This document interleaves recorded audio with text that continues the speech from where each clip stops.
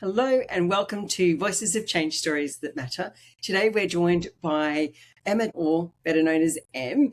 So Em spent 13 years in financial services where she handled insurance claims, pensions, admin, and led operational teams. But then she found her passion, social value, sustainability, inclusion, and she has not looked back.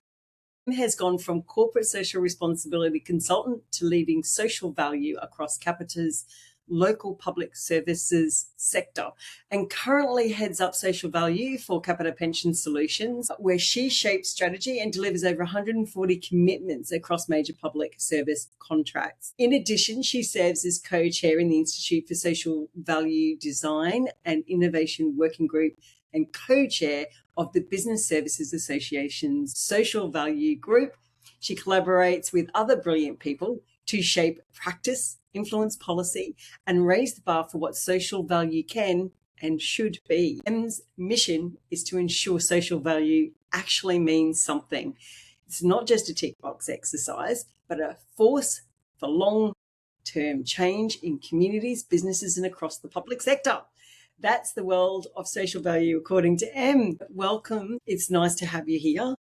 Thank you so much. That introduction makes me sound so like someone so completely different. It's so strange to hear yourself described in that way. But thank you very much for having me. Thank you very much for agreeing to be here, because you're on the opposite ends of the day. I'm at 8:30 at night in Brisbane, and you're whereabouts in the UK are you, Emma? I'm in Peterborough, so I'm about an hour from London. Right. So yes, and it's 10:30 in the morning where Em is, and she's in nice cold, rugged up, and it's summer here, and I'm sweating, and it's hot, and my fan's going to keep me cool. Yeah, it's definitely grey here. Well, I'll send you some sunshine. Thank you. Let's start by talking a little bit about your journey, because just before we started, when we were chatting, you raised the fact that you actually came into social value work very late in the day. So would you like to sort of unpack what social value is from your perspective, and how did you make that jump from the finance sector, doing what you were doing? How did you stumble across social value, and when did you know that it was your passion, that it was something that you had to pursue? Yeah, definitely. I think so. I was, as you mentioned, back office operational management for a decade, pensions administration business, and I joined them when I was 30. And during the time I was with them, I had my 3 children. So I've got 3 children who are 9, 7, and 5. And it felt easy to go back to a role that I had after having the children. So there was a sort of an ease to it. Yes. And I had never known what I wanted to do. I went from job to job, call centres, insurance, sales, car insurance, home insurance, pensions, just because that's where my skill set lay because of what I'd done when I left school. And then when I'd had my youngest, Neve, and decided that to go back to work, I really wanted something to get my teeth into. I just wanted a challenge and a change. And so I started looking internally, and we had a role for the wellbeing team to look at gender pay gap reporting. And I thought, oh, that sounds really interesting. But my Excel skills are atrocious. So that wasn't for me. But at the same time, they had a secondment for a corporate social responsibility consultant, which is what you mentioned earlier. And that really piqued my interest. It was part of the communications team, the comms team. So it sat in that structure, and the business viewed it more as you'll look after the employee networks, you'll look after our charity partner, and you'll tell people about it through communications. So it wasn't sold as a sort of true CSR role, it was more of a communications role. But I gave it a go and very quickly fell in love. Once I realised the ability that we would have to influence so many people internally and externally through that charity partnership, through the employee network groups, through the environmental work that we were doing as a business that I was able to share through communications, I really quickly upskilled myself. So I was on LinkedIn making connections with people to learn more about what we do in the ED&I space, what we do in the environmental space, what's social value and CSR and social impact, because they're so, I think we use these catch-all terms and they're so nuanced in the differences between them. That's a really good point. We do throw these views of terms around, and they have multiple meanings to people. Yeah, definitely. I think for me, CSR is something that very much businesses do for reputational purposes. So corporate social responsibility is only really done because they want to look good. Social value, especially here in the UK, is legal. It's part of a bid with any public sector procurer. So local government, central government, it has to be in there. So it's sort of a halfway house, I think, between social impact and CSR. And then social impact for me is that actual impact that we have on people, the changes that we see, and that broader umbrella of we're doing this because it's the right thing to do and it's good to do and it's helping people. And then almost from my perspective, what I'd like to do is have a social impact approach that we then draw down on at a contract level. So if we're doing something holistically as a business because it's the right thing to do, then when we have a contract, we can go, well, actually, we do this across the nation. Let's make it specific for this contract in Glasgow or Peterborough or wherever it needs to be. So I think I tend to use social impact myself as sort of the overarching umbrella, and then sort of CSR and social value sit within it. I guess just to set this up, we're coming from quite different worlds in that regard. Not that I don't have anything to do with social responsibility, but when I do social impact, quite often it's been social impact assessment specifically, which is a very specific thing about actually understanding when someone does something, whether it's a project or implements a policy or a big, large scale project, which is probably where most of my work does. But even in government and policy legislation, it's what are the consequences of that particular project, intervention, legislation, whatever it is that's being brought in, a product, what is the impact on the community, the end users? Very different. But I do get what you say in terms of social impact also being used as a higher category, if you like, which is really interesting, which I agree is also the case. But it is important to differentiate, because when I talk about social impact, we may be at cross purposes sometimes because I'm about something else. So we just have to get clear on that. So you jumped into social value. You've described a little bit of what social value was, but it must have been a challenge. Like, you've come in, and what were your lessons? Like, were there things that just went wrong? Because that's usually when we learn the most. So is there something that you can share with someone along that journey? Because there's probably people listening going, really be interested in getting to social value, so corporate social responsibility, social impact. What skills were you able to take over? What worked, what didn't work? How did you make your way into, obviously, quite an accomplished social values practitioner now?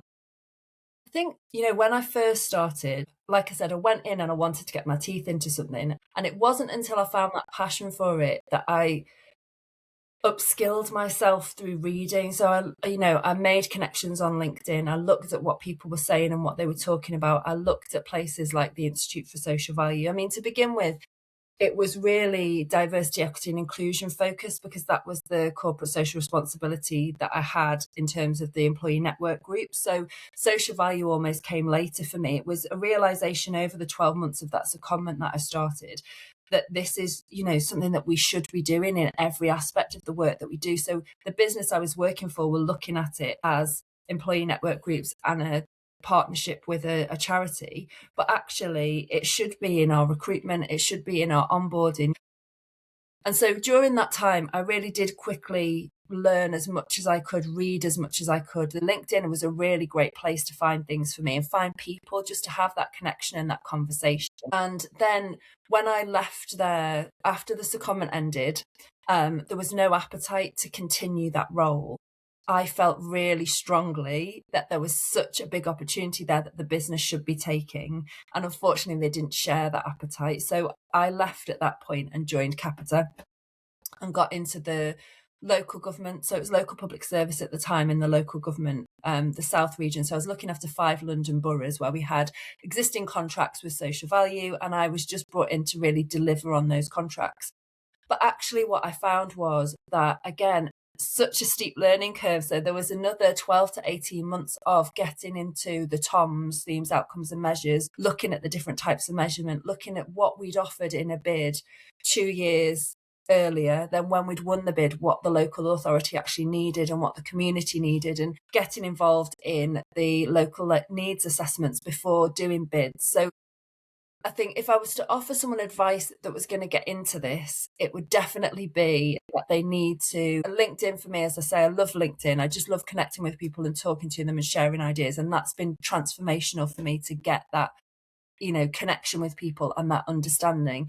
There's such a breadth of difference between people in different areas and different companies, Mhm. and the way social value is delivered and the way it's thought about. So I would definitely recommend connecting with as many people as possible on LinkedIn, just dropping into their inbox and saying, I'm really interested in this. Can we have a conversation? What does social value look like in your business? I think that's really interesting. And places like the Institute for Social Value, their website has information on there. And I don't necessarily think if you're just interested, you need to get a qualification. The practitioner level 1 with ISV was something that I did after I'd already had the role with Capita for about 12 months. And that was more to solidify my understanding and get that qualification as recognition of what I knew. Yes. So I think the qualifications can come after the experience, but there are certainly lots of transferable skills. I think we mentioned this just before we started recording, but for me, I'm very, very values driven. So things can tend to be very black and white for me, and right and wrong. And I think that's something that has actually helped me with social value in a way, because I'm so driven to make sure that everything is right. I don't know, for Yeah. me, it feels like that character trait of mine just aligns with social value. But the empathy, for me, I've led people for 14 years maybe prior to this. So Mhm. I've had teams of up to 20 people where I've been looking after their mental health, their well-being, I've been understanding Yeah. operations. There are lots of things that I've done in my career: car insurance, home insurance. People have had accidents, they've had their home burgled or a pipe's burst. There are things where the skills that I use there to empathize with people and help them and support them and think of how to make things better is what social Mhm. value can be about. And I think there's the ability to innovate as well, to see a problem, or, we've got a group of people that are disengaged from education. Actually, let's look at the traditional routes to how we've looked at getting them re-engaged, but actually what else is there that we can do as a business or as a person that I can do, the skills that I've got to offer can re-engage them. And so I think go on LinkedIn, chat to people, but I wouldn't be dissuaded from, just because it's not a traditional area that you've worked in. I found that segue quite easy to try to traverse to get through. There's a few things that fell out of what you said that I'd like to explore a bit more. And one of them is the black and white thing, because I think social value, social impact for me, and maybe it's because I'm coming from the social impact, but that kind of surprised me. And then as you talked, I went, well, maybe not so much, because I can see there are parts of social impact and social value and it's the data stuff, because the facts are the facts, right? And you would have come from that background. And as you were talking, I was like, maybe your transferable skills. And I always love the transferable skills, because I think this is where it's really empowers people to go, you don't have to be stuck where you are. If it's not working for you, you don't necessarily have to go back and get another degree. You can start with what you've got and build on that, because there's a lot of data in insurance and in the finance world, and understanding of that black and white kind of, 1 and 1 equals 2. There's no confusion there. And there are certain things in social impact and social value that I think are quite black and white. I've got two sides of me, which is probably a bit unusual. I have that data nerd side of me that loves getting into the population data and figuring that stuff out. But I really love the what people use softer side, and I actually hate that term, but that empathic stuff, that qualitative, and that's where the nuance is, and that's where the grey is, because there's also a lot of grey in social impact. It's like the data raises also a lot of questions rather than answers sometimes in the socials. You get all this data and you go, now what? So what? Now I've got all these questions, answering the why questions, which are a lot more nuanced and a lot less black and white. So how do you manage that? Or is it because you've got a diverse team? Do you manage it that way? Or is it something I guess that you push on to others because you go, that's not my strength? Or is it something that you've learned to broaden yourself into, because there is a lot of grey in social? Yeah, there is a lot of grey. And I think my go-to is always black and white and good and bad and that definite Yeah. separation. And I think over the last year, especially, I've done a lot of work. I worked with a coach, a fantastic coach who helped me to broaden my horizons to accept more of the grey. And I think when we touched there on that grey piece, I think when we went back to your conversation about what social impact is to you and those measurements, I think for me, that's where the grey can come in terms of people tend to consider when we're measuring social value and when we're looking at that black and white, we did this and we got this. And I think what we fail to always recognise is what went well and what went poorly. You know, what were the Yes. positive and the negative impacts. I think sometimes when we're reporting on social value, it's always, oh, we did this many volunteering hours and this was the positive outcome for people, but we never report on or talk about that negative or, you know, that grey area, or actually there were a group of people that were neither affected well or affected badly by what we've done. They just stayed exactly the same in the middle. So I think you're right. I mean, there's a whole host of grey in there. And I guess from my point of view, I That's have really just interesting learned to expand. because that's where the interesting stuff is, right? The person who is resistant to the change or doesn't respond to the intervention. Is there a reason why? And you could easily argue that there's always a degree of people that, you know, will be resistant to change, and maybe there isn't anything you can do, and the old, you can't help someone who doesn't want to help themselves, and all those lovely little analogies that we know exist for a reason. But the other thing I found that was interesting, because yours is like the flip of my world. So when I go out to do, and I call social impact assessment like applied research, when I do that, I have no trouble, none whatsoever, people telling me all the negative impacts. Like that is the first thing. Like people have a negative bias. And I always say to people, like, honestly, it wouldn't even matter if I draft up my questions, obviously, because there's things I want to know. I want to have some rigor to my process. But I could walk in that room and they will just start telling me. They will always tell me the negative. I have to like pull the positive out. Like I have to have strategies for how I'm going to turn that conversation, give them enough time to vent, give them enough time to express the things they have serious concerns about, and then have to go, okay, so I have to like actively drag the positives out. It's really interesting that yours is the opposite. Yeah, I think we don't necessarily, so the work that we do is contractual, as I've mentioned. So we've got commitments across public sector contracts for pensions that are written into the contract, and we've got key performance indicators to show how well we're doing against those, and targets set by the central government bodies that we're working with. And for those, we're not really being asked for that detail. So we're almost, the reports that we do, I might have to report on, we've done this many interventions in a school, and that's all they want to know. They want that, the figure, and this is the KPI you've met, and we've done what we've said we've done, and it excludes that people focus that for me is really important. So we're not talking about yeah we're not talking that was crazy. I would be like that, like, because that isn't that where the lesson is. I mean, a KPI is great in terms of, like you rightly say, this is what we did well.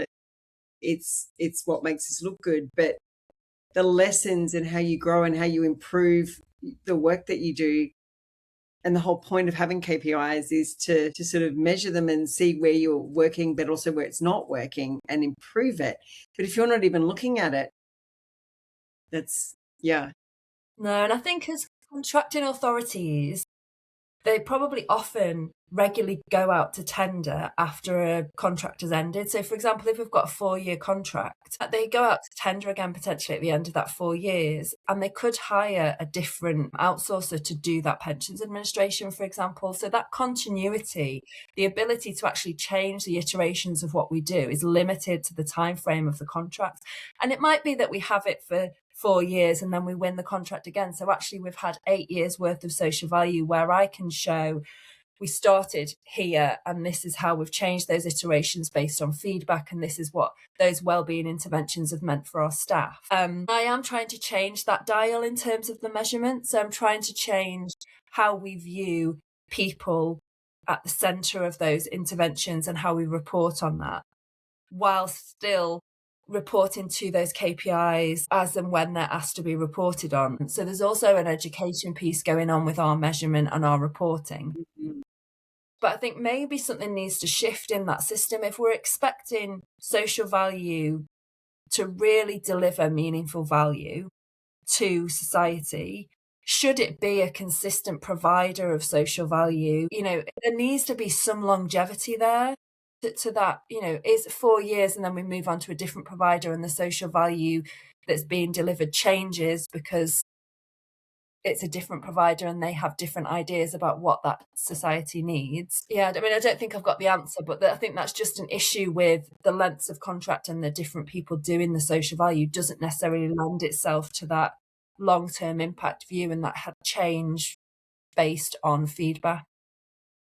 Yeah. My experience with evaluation of large scale projects is that that's not uncommon for not for profit, or that grant funding or those short term funding is really problematic. It's hard to get continuity. But there's other questions, I think, when I was listening there that came to my head. It's like, at the same time, it's almost like, well, there's a developmental element of it that quite often is missing, because it's like a successful program should mean that you don't see them again. You don't need to, like, people have autonomy.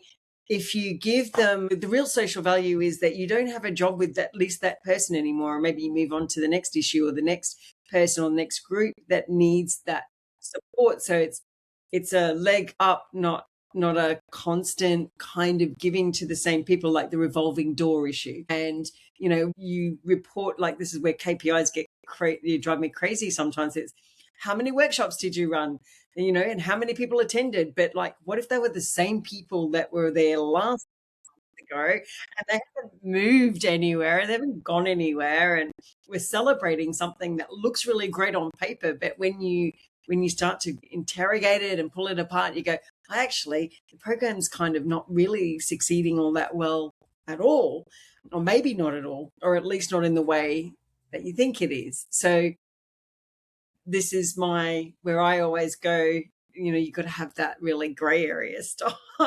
the qualitative wrapped around the quantitative, that the hard data, yeah, but there's a lot of questions that it raises a lot of the time.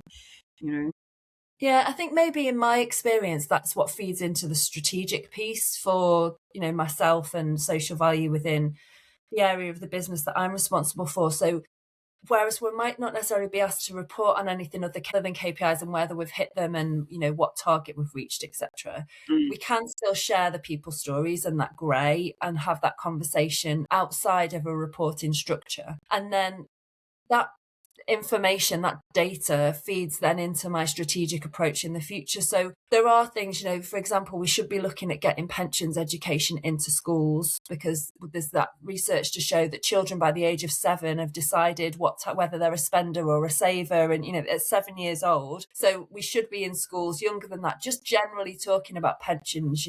What is it, a little bit of information and increase on that. So that would then feed into my strategy of how we would do that. If we got into a primary school and we found that we'd have to change if it wasn't working, if they weren't understanding, we'd have to change the way we do it. We'd have to work with a partner who's better with children. We'd have to build on that. And that's where I think that data is really important about, right, have we got a workshop on using a mobile phone or a laptop to connect to your bank or whatever it is in a social setting? And actually it is the same lady that comes in every week and she just wants to send an email to her daughter and she's not learning anything because we're just sending the email for her. Like, yes. So I think that feeds for me into the strategy part rather than the reporting. But it's really important at the moment that we're, as I say, taking our contracting authorities on that journey with us. So as our depth of understanding grows in terms of the fact, people are very central to what we're doing and what are we actually doing for them and how do they feel, we're saying to our contracting authority, here's the data you want, here's the tick to say we've hit all the KPIs, but actually here's a story about Sharon and how Sharon grew from, unemployed and we've taken her through a program and then she's now got a job and 3 years later she's still employed and she's increased her earnings, etc., etc. And actually the effect on her mental well-being has been this. I just don't know how ready we are, social value entity within the UK, to have that sort of reporting. I don't know, I think it is hard for organizations. And I think there's a lot of questions around what we're expecting organizations to do, and what should be the role of government, or even the individuals, even, to take their own, autonomy and responsibility. And, one of the things that you mentioned quite often with the diversity, equity, inclusion, which is something that I think at the moment is obviously a hot topic. It's like being contested quite strongly. And I am one of these people who I have no problem with diversity. I don't have a problem with equitable access, like equal access, removing barriers, giving people the best opportunities, and inclusion. Like, you don't want people being excluded for no reason or for unfair reasons.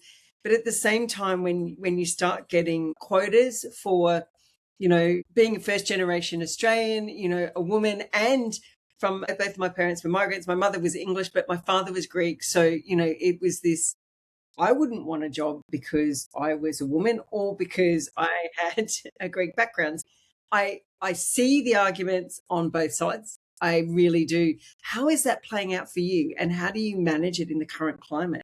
Is it playing out in the UK in the same way as it is? I think there's ripple effects globally, but we know in America it's very strongly being contested.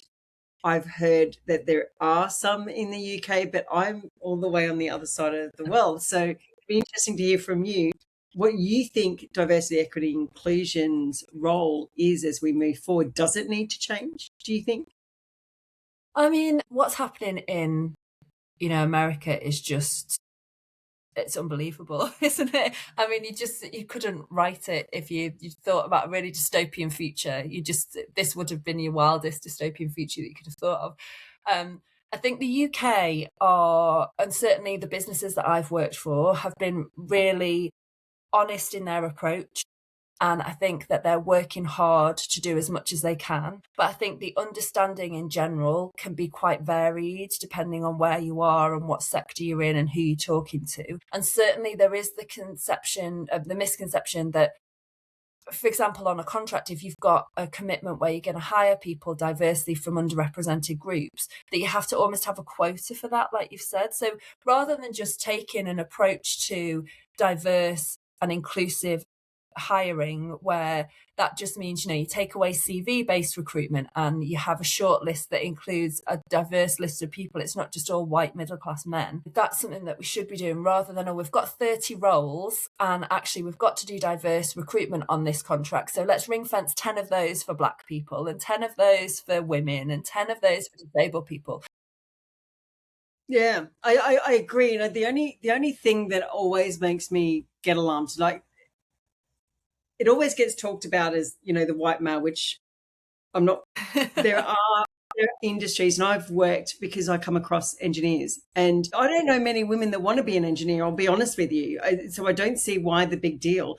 But I spent most of my life as a social scientist, and no one wants to talk about the fact that most of us are female, and no one seems to have a problem with that. And no one's talking about the diversity that needs to be included in my field. And quite frankly, I think it shouldn't be the measure. Just like I wouldn't want somebody else to be coming into the social sciences just because we need more males.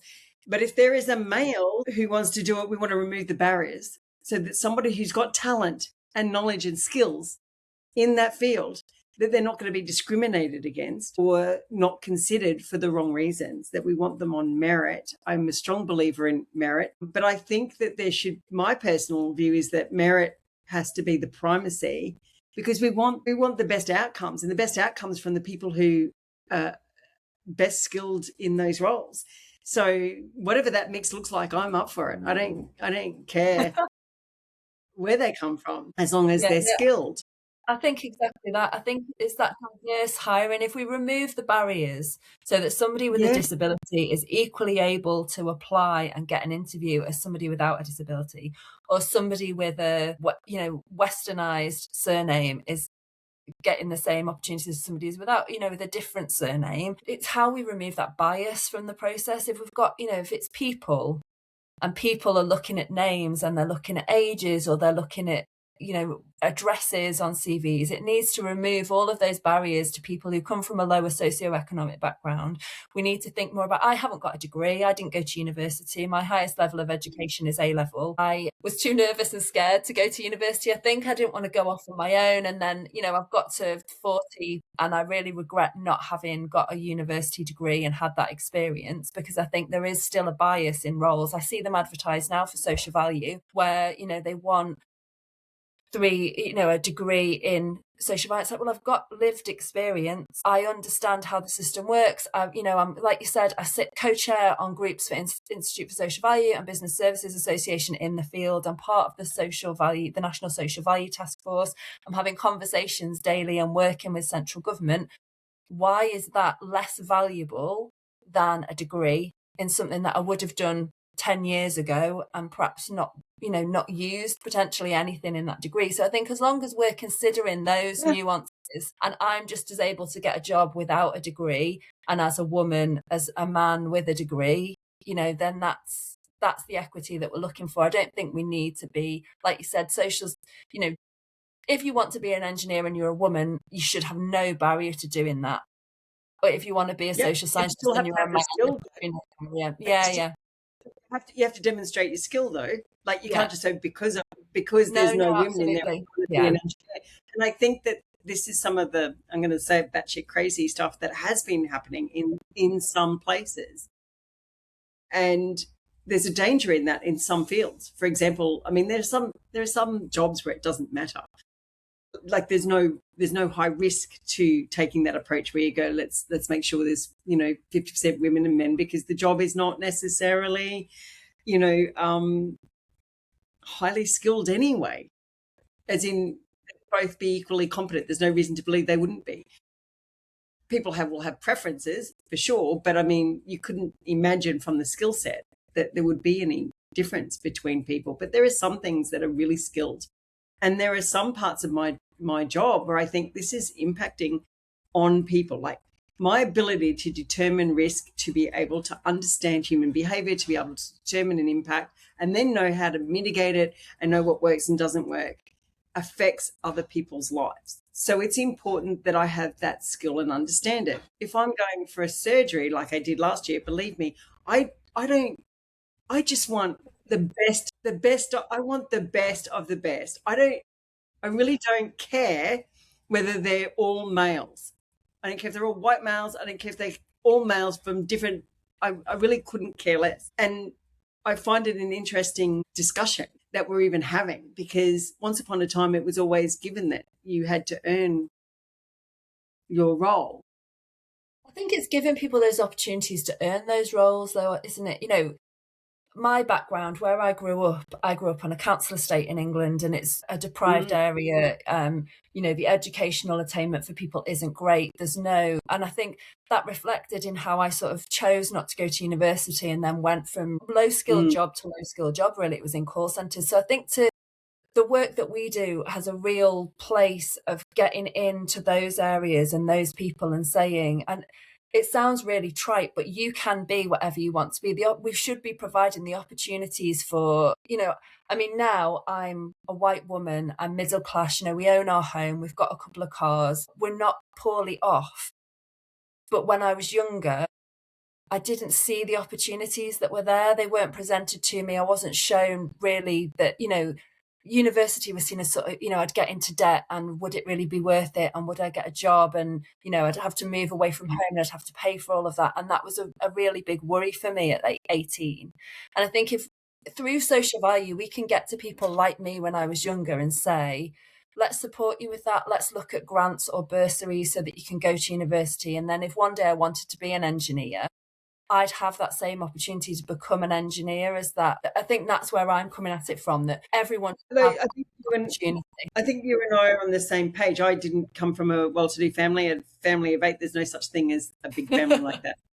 There's never enough to go around. And I didn't go to uni till I was 30. But I didn't have any handouts. I've never had a handout from anyone. So this might be part of the reason where I come from when I come, because I believe your confidence, your strength, you're learning what it is that defines you and gives you that sense of pride in what you do is doing it yourself. I worked while I was at university. I worked full-time and full-time uni sometimes at some points, and still achieved really high at university. Now, that I actually question whether I would have valued it as much if someone had handed it to me, because I quite often looked around me at people who were going to university at the same time as me, and their parents had, they'd paid for their accommodation, and maybe they'd paid their fines, paid their and you could tell the difference between a lot of the time the people who earned their way in there, who took it seriously, and those who were given stuff. And people who are given stuff spend a lot more time, should we say, at the local pub rather than studying. They pass their degree, yeah, but just versus the person who has gone, I've got a debt for this. I'm working hard. This is costing me. I'm the first one in my family to go to university. This means a lot to me. This is important. That's where that drive comes from. And that's where the confidence, when you realize I can do this. And I think that's how you shift communities, because I know when I even look at my family, I might have been the first one in my family, but then that meant I had a cousin who went, well, he thought he could, panel beater. He hated his job and he thought he was stuck with it. And then he went, I said, well, I went to uni when I was 30, so why can't you? And he did. And he changed. And my brother went to university. So that's how you shift it, is that I don't think you have to give someone anything other than encouragement. Like, you can do it. It's going to be hard. Yeah. And that's I think going into schools and sort of showing children what opportunity is there and how to attain that. I think for me, something I've struggled with a lot of my life is confidence and self-belief. And I think I did relatively well at school. I sat GCSEs and I did well. I didn't do terribly well at A-level, but there was always praise from teachers. And because of my nature or my personality, I just didn't accept that I was good enough to do everything. And I think for some people, all it takes is some small intervention at some point, some regular checkpoints where social value can be really integral, to go in and say, just because you're sat in this comprehensive secondary school and most people's parents are, working in a supermarket or whatever it is that they do. I'm not saying that that's an awful career to have either, but showing people that, building their self-confidence, helping them understand what career paths are out there. And it's so varied now. It doesn't be that you have to go to university. There are T-levels and BTECs and apprenticeships. I'm doing an apprenticeship in leadership at the moment. So I have upskilled myself in my adult life. I'm doing that alongside work. But I think when we look at people in underrepresented groups, then they're not given, we talk about them having the same opportunities, but they don't come from necessarily the same place or the same mindset to explore those opportunities fully. And I think there's something interesting in the university and not university thing. There's the street smart versus the book smarts. Some of the most successful person in the world never went to university. And you can't say that they're not skilled, that they're not talented, that they're not. Obviously, the outcome should tell us that it's a lot of these other skills, these other characteristics that drive people. Like, for example, if your adverse background or your harder background is probably what drove you and gave you the ability to say, to be able to transition. Like, that doesn't mean it's not hard, that there weren't doubts, that there weren't, I'm going to jump. But people who, the old saying, from adversity comes greatness, quite often people who have achieved quite well in their careers, it's not always to do with the degree. I think you said it earlier, like, I could have got a degree but then never used it. And that's exactly true. Like, I know that there are people I know who never used their degree. They've got successful careers. They'll tell you it's got nothing to do with what I studied, right? But there's a whole heap of other skills, tools that they've got in their lives that drives them forward. That's what we need to bring into that recruitment process, isn't it? We just need to strip out this need for degrees or qualifications and look at a person. I think for me, when I was in operations and I was recruiting people for my team, we had to go through a really rigorous interview process, and it was all competency questions. So tell me about a time when you've had to deal with a difficult customer. you could chat with someone before the interview and you'd get a really good sense of who they were. And the work wasn't extremely difficult. It was processes that, were easy to follow. So somebody could come in and learn that quite quickly. And we had to mark and hire based on the competency question results. When I could have interviewed you and gone, I love Andrea, she'd be amazing, she'd be really good at this job, but her question responses were just awful, so I can't hire her. And that's what we need to remove, that whole barrier of, you're a person, I'm a person, let's get together, have a conversation, tell me about your life and what skills you've got as a mother or a partner, or what skills would you bring to the role that are just as valuable as having a degree or being able to answer a competency question in a STAR model that tells me, exactly what I want to hear.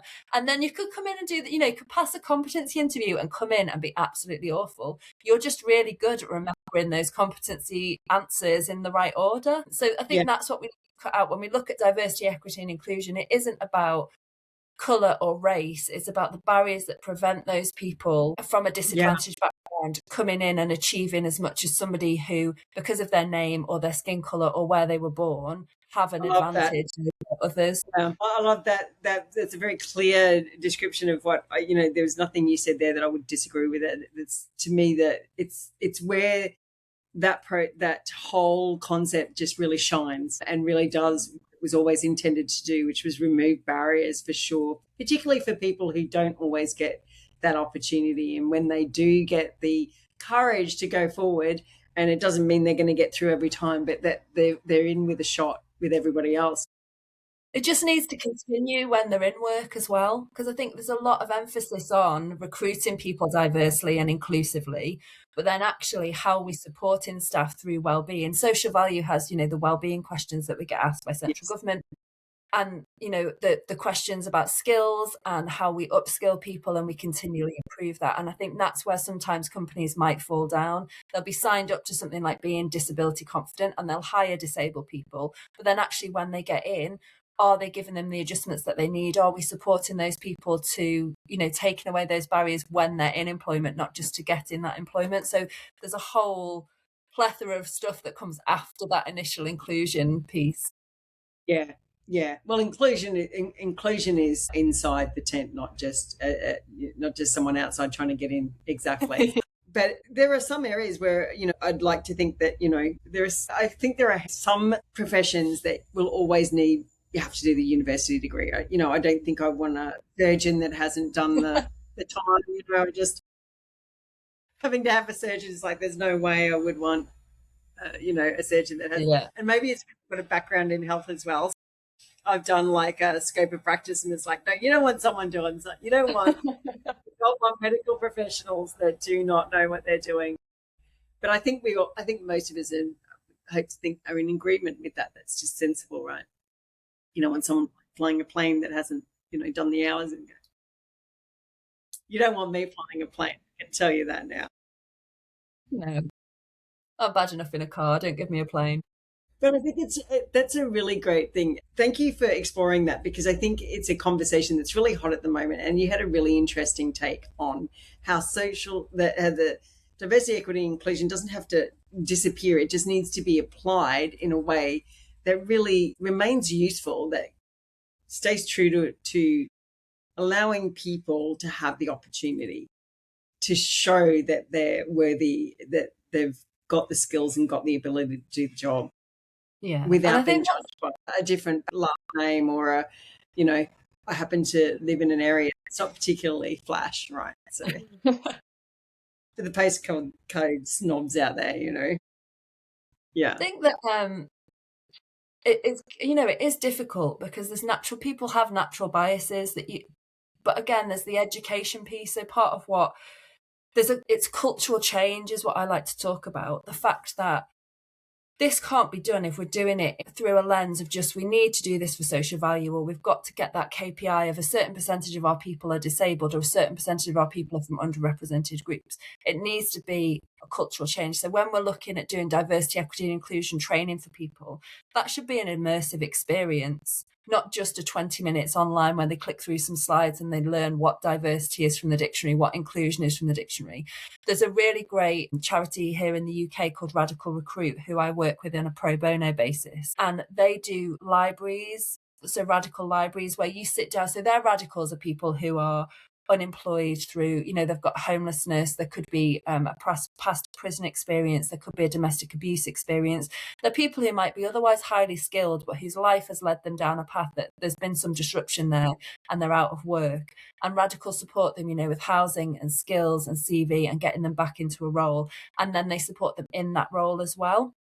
But they do radical libraries. So you can sit down almost like speed dating in a room full of people with really worthwhile lived experience. And every 5 minutes, that person can change in front of you. So you can really experience that the breadth of diversity and you can understand it. And that should hopefully lead to a holistic change in that culture. So I think that's, for me, the depth of what we do with social value, that's moving away from that tick box of saying, oh, tick, every person has done a 20-minute online CBT on, diversity and inclusion, and they know what it is. And if you ask them, they can tell you. So actually, all of my hiring managers have gone through a radical library where they have sat down with humans from a disadvantaged space and they've learned what that means and what those barriers are. And their behaviour has changed as managers to be more inclusive simply through that experience. I think that's where that depth of commitment for me really comes into its own and really drives, we're not just hiring people because we have to, we're hiring people because they're the best people for the job and they've got the experience, and then we're supporting them and our managers are trained and understand. It's that empathy piece that rather than, just, oh yeah, tick. Yeah, so that's really interesting. So how have you found in the social value work that you've done, because the other criticism of DEI has been, I suppose, quite frankly, some it hasn't worked, that there's no measurement to say that it's worked. And in fact, some will argue that when it is measured, it's actually failed and hasn't actually improved circumstances or performance. There's no evidence for it. What do you say about yours? I know you can only speak from your experience, from your company. You've been there now, for how many years have you been where you are? Quite a few years now. Yes. How have you found that it has moved as based on the approaches that you've adopted? I think that there's really, more broadly, it can be really tokenistic, as we've talked about. So I think that real sweet spot is when it becomes that holistic in our DNA. We're doing it all the time. And that's when people like us are really involved and can lead that and create a strategy. I think that's been really important for where I am at the moment. So not in the area of the business that I'm in, but in another area of the business, we've done a mentoring program where we've taken colleagues with a disability and they've mentored up to leadership.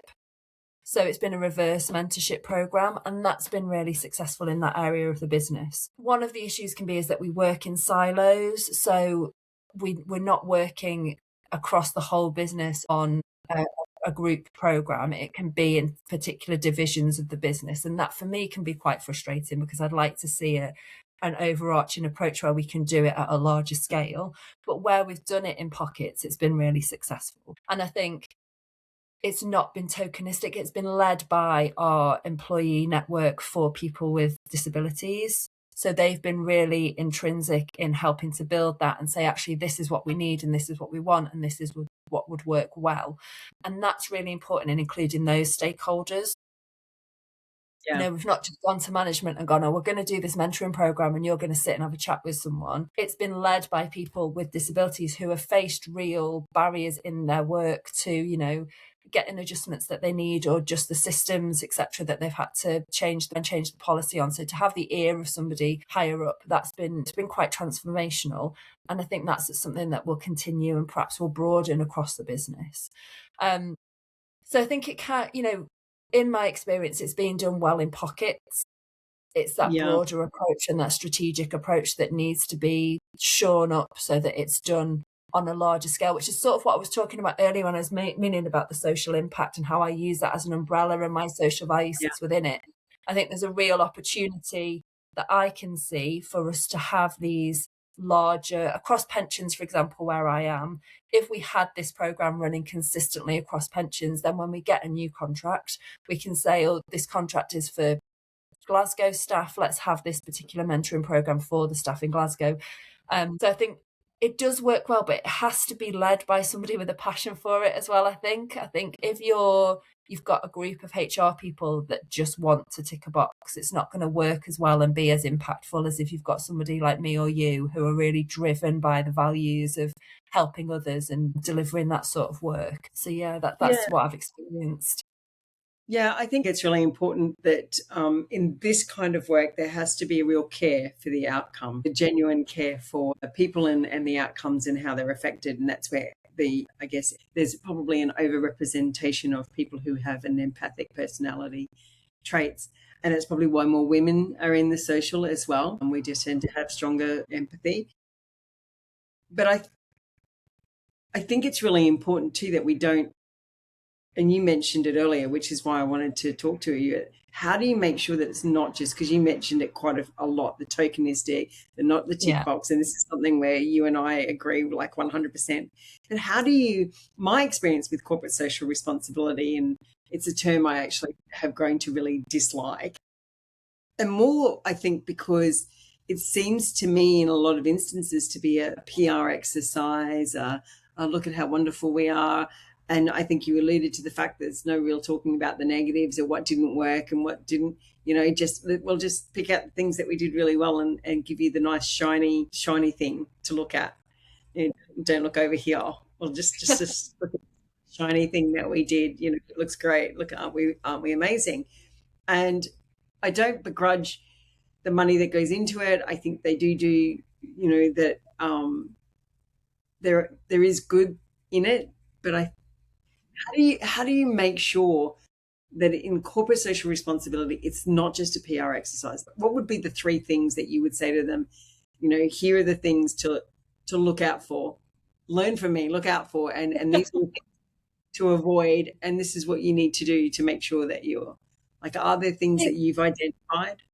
That's entirely true of corporate social responsibility and social value to some extent, because it is in the UK part of the contract and it's an additionality. Even in the bid processes that we go through, it's not always considered holistically along with the solution and as part of the whole process. It's not embedded in that process of writing a bid. It's sort of, right, we've written our bid, we know what we're going to do, we're going to put social value on the end now, and this is what it's going to be. So I think for me, if you're looking at doing something that's not just a tick box, it needs to be that you are taking people along on that journey with you. So that for me, some of my experience has been that, particularly when I was in a previous role, when I first started in corporate social responsibility, I understood and I had the values to lead with and knew what we needed to do and why we needed to do it. But it was trying to articulate that to the people leadership team and say, this is where we are and this is where we should be and this is how we get here. And I think one of the problems I encountered is because of my black and white approach to things sometimes, I was very set on, at that time, I didn't have the experience that I have now. So I was in a place where I'd upskilled myself, but I didn't have any formal qualification. It hadn't been recognised in any way. And I was sort of saying we need to bring in a consultancy so that I can work alongside them and they can do this work and I can learn from them. And nobody had the appetite for that at the business I was in at the moment.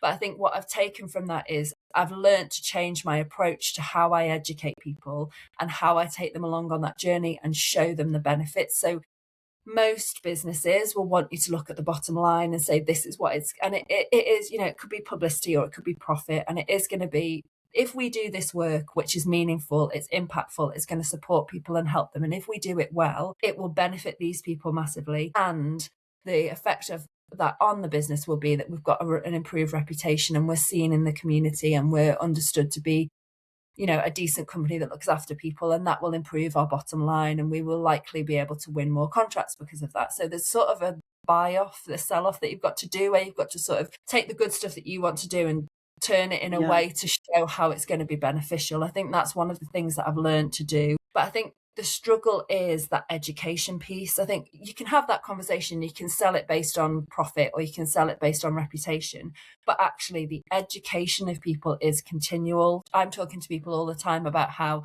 social value shouldn't sit in a silo. It shouldn't just be part of a contract. It should be something that we do all the time. And that's a constant conversation that I'm having with people at every level when I interact with them to try and get that level of understanding improved. So I think that's something, if you're going to move into this space, You've got to be prepared to parrot that information back to people regularly, because there's so much noise out there about, especially in the UK, social value being contractual, and it sits in a silo, and that's where it is. And changing that understanding is something that, you know, we all need to do. And that's why I work with ISV and I work with the BSA group, because we're talking to Cabinet Office with the BSA Social Value Working Group. ISV at the moment are looking at, they're changing how we do measurement for businesses of their social value offering so we can accredit them.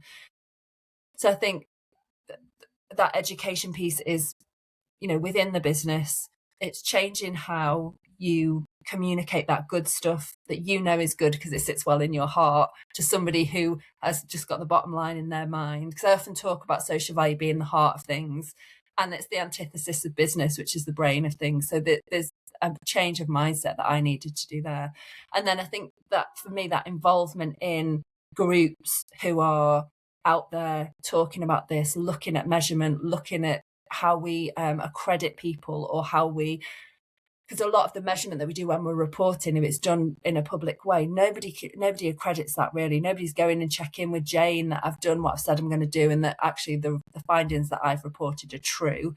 So, you know, there's a lot of work to be done in the background there, I think, in terms of working collaboratively with others across the sectors to just hone everything up so that when, you know, it makes it intrinsically good. Yes. So how important was it for you? I suspect maybe working in finance maybe helped you here, but how important is it, did you find, to be able to speak the language of business when talking about social value?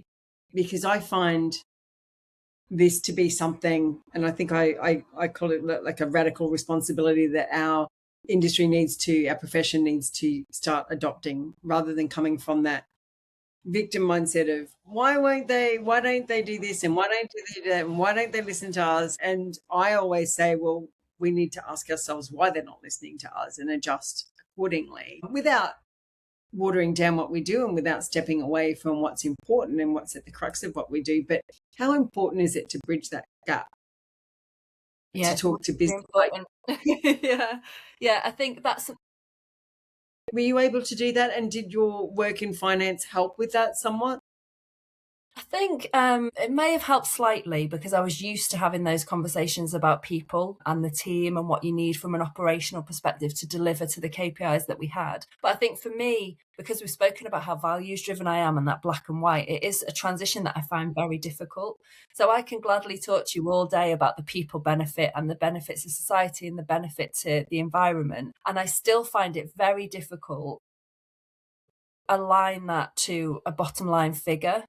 The thought of, actually, let's say we're going to plant some trees, and I want to plant trees that are established, and I want to plant them to protect them against the environment, and I want to make sure that they're watered. And yet the budget that we might have will allow me to buy some saplings that I can just go and dig a hole in the ground and stick them in and hope that they get on okay. That for me just is a real problem. And to be able to try and articulate to somebody who's looking after the budget, you know, they just see the additional cost, whereas I see the additional benefit.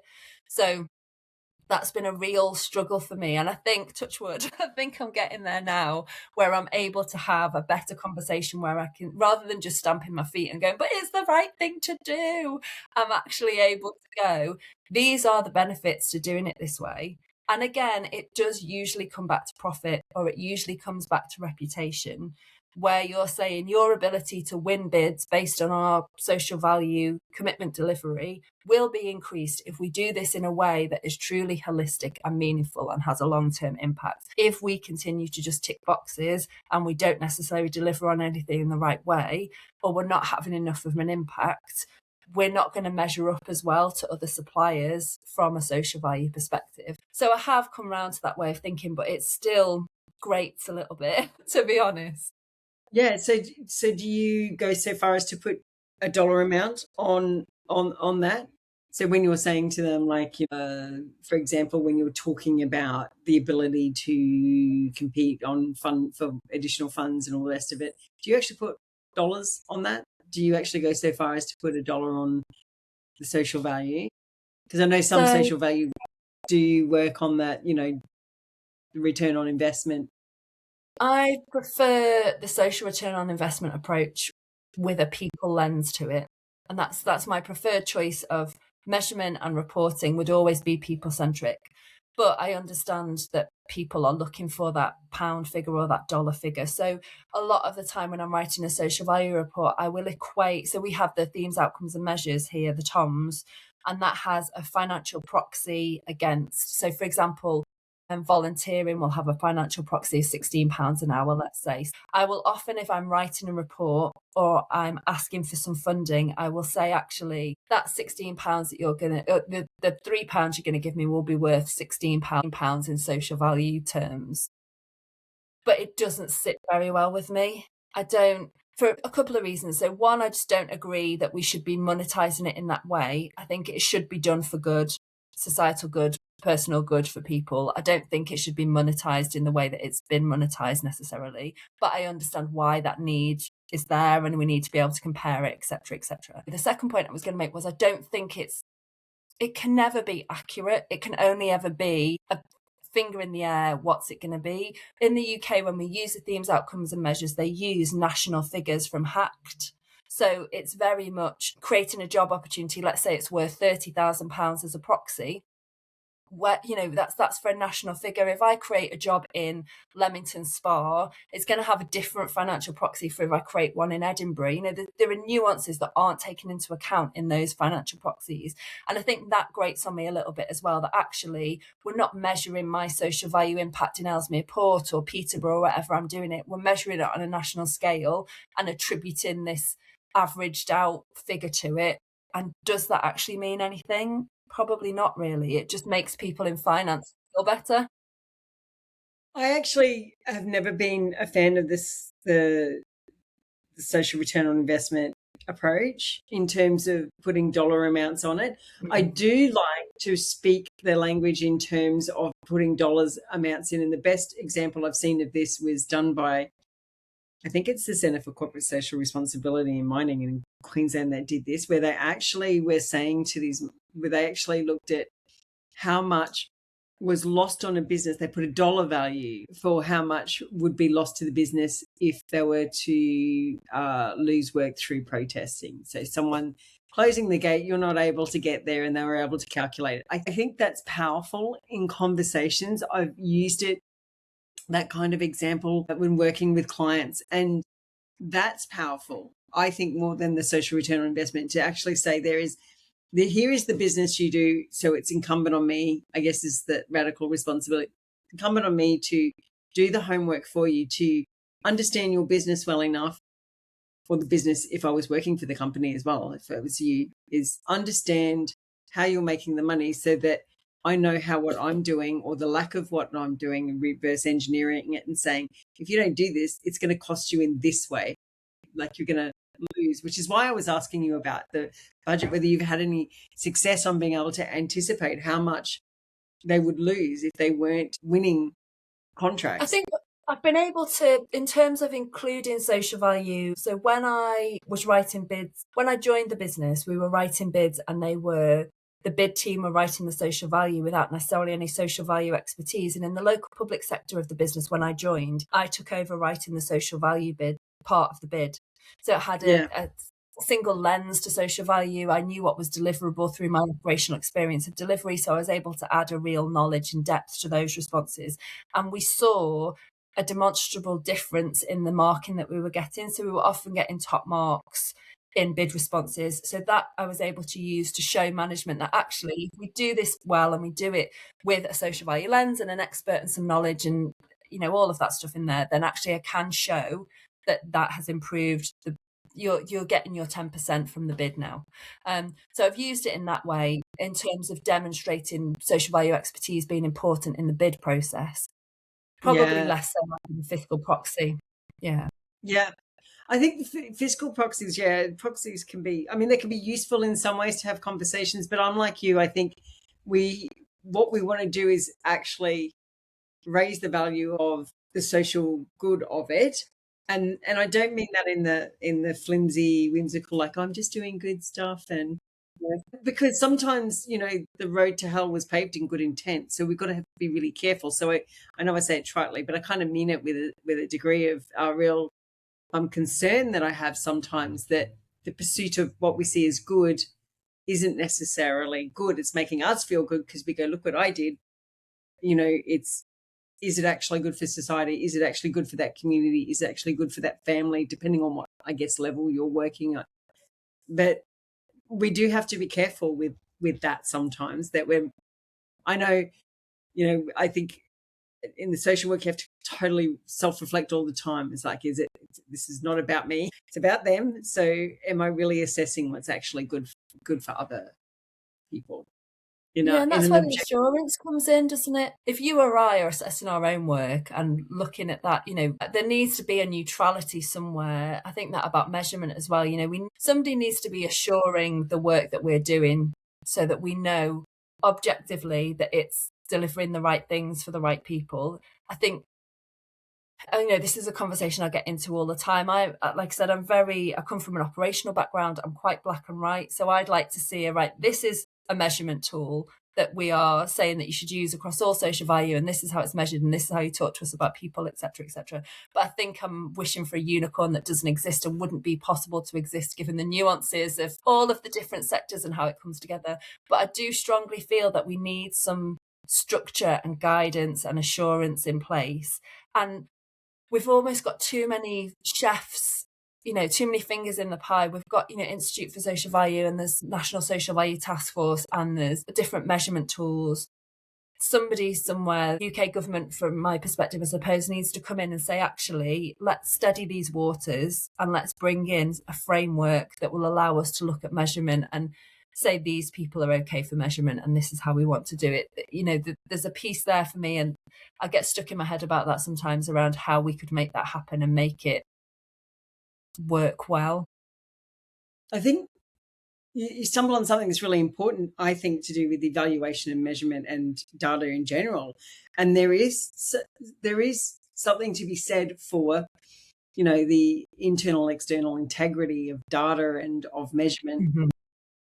If you've got thousands and thousands of people delivering programs, and each of them are measuring it differently, then there's problems. Like, how do you know who's assuring it, who's evaluating it, how are you evaluating it, how are you being consistent so that you know that the person who evaluated that program used the same measure to evaluate that program over there, so you know what works and what doesn't work. I mean, there's lots of things to uncover there and lots of things that can go wrong. Not just that. I mean, are you even thinking of it before you even start? Because the biggest thing I've seen when I've done evaluations is you go in, usually after 3 years, 5 years, sometimes longer, depending on when someone's decided that an evaluation might need to be done, usually when something goes wrong.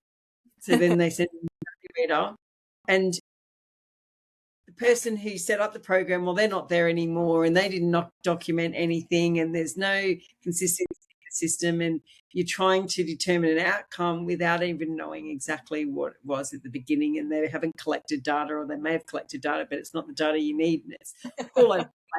And you're trying to make, assessments on this stuff, and it's extremely problematic because you have to go backwards in order to go forward and to measure. And when you've done that, and when you've been in one of those kinds of evaluations, you realize extremely how important it is to have that baseline, which is at the core of what I do with social impact. Like, I obsess over a baseline because it's the most important thing I'm going to do. And it makes everything I do later on easy. If I get that baseline wrong, how do I know what's changed? If I don't know what the condition was and the context was when someone started, how on earth am I going to be able to say anything about whether or not we've moved the needle on anything? No, absolutely. Yeah, I think something else that's important for me as well is that inclusion of. So a lot of what we do by the nature of social value in the UK is that we get a contract and we we don't guess, but we do a local needs analysis and we assess data, and then we say, right, my opinion of what that local area needs is X, Y, and Z. That's what we're going to offer. The authority will mark that, and then they will pick, a winner, and then they will deliver that social value. But my assessment of that local needs analysis and Joe Blogg's assessment could be completely different. And either one of us could win that bid based not necessarily on social value, and then we would just deliver whatever we wanted. There's no input there from local people. The way that the process is driven is not right. I'm in procurement. I'm going to take the local, let's say we're doing a contract in Sheffield, I'm going to take the local needs data for Sheffield, and me as a procurer, I'm going to look and make a decision about what we need. I'm going to speak to the people of Sheffield. I'm going to ask the charities, they're going to tell me, and I'll ask for that to be delivered in the procurement process. It's done on a basis of, you're bidding for this work, what are you going to offer me? Based on this set of criteria. I'm glad you picked Sheffield, because I actually lived in Sheffield and I worked in Sheffield City Council, and it sounds like it's changed a lot since I was there. I was back there in 2006, 7, and that sounds absolutely madness to me, because this is what I think I touched on something before about, whether it should be the government or the private sector that does these things. But one would think that a council, because I know it's different in Australia, but in the UK, your local governments should be the ones who understand the needs of their community. I mean, that should be 101 of government, should have their finger on the pulse of what the needs, and the needs assessment should be done by government. Yeah. And then you seek the solutions maybe from somewhere else, because quite often the private sector can be more innovative and flexible than government. I get that, but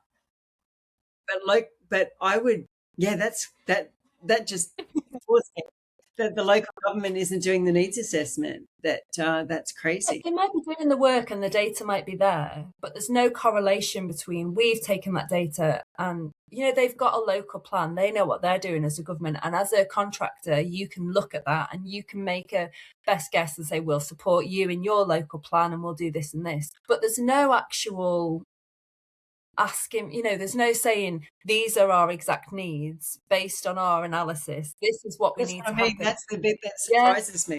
It's just really fluffy. That's strange. That is strange. We'll let someone else decide what's going to be the biggest need when one would hope that they're the ones who know what the biggest need is and seek the response. Well, that's really fascinating, because I was actually the Healthy City, the World Health Organization's Healthy City coordinator, which is quite a mouthful. I think it's the long. I always have to stop and say it slowly because it's really hard to say. Which actually meant that Sheffield was not healthy, not that it was healthy. It was because they weren't healthy. And one thing that we certainly had to do was a lot of legwork in talking to the community around what it is that they needed, what was their condition, know the data, know the inside, but actually do the talk, like you said, they're talking to the people on the ground around what their needs are and how to support them. So it's interesting to know that it's just a quirk. It's a quirky little. Well, it's been absolutely wonderful. I'm really conscious of your time, because I could talk to you. Talk all day. We're both talking about something we're quite passionate about, and we're both very passionate about it not being a tick box and actually having value in the communities. And I really appreciate you taking the time. Maybe we'll circle back down another session, we'll pick another topic and we'll go for it. But thank you very much for being frank, for sharing your story, your challenges, how you overcame them. Hopefully the people out there, who I'm sure they will have learnt and enjoyed the conversation as much as I have. So thank you very much. Thank you. I've enjoyed it really well. Thank you for watching. And if you're listening, thank you for listening. Remember to hit the like button, share it with your friends, and subscribe. When you subscribe to the channel, I get more interesting guests and we can all learn, grow, and share our stories together. Thank you for listening. Remember, hit the like button, share, subscribe.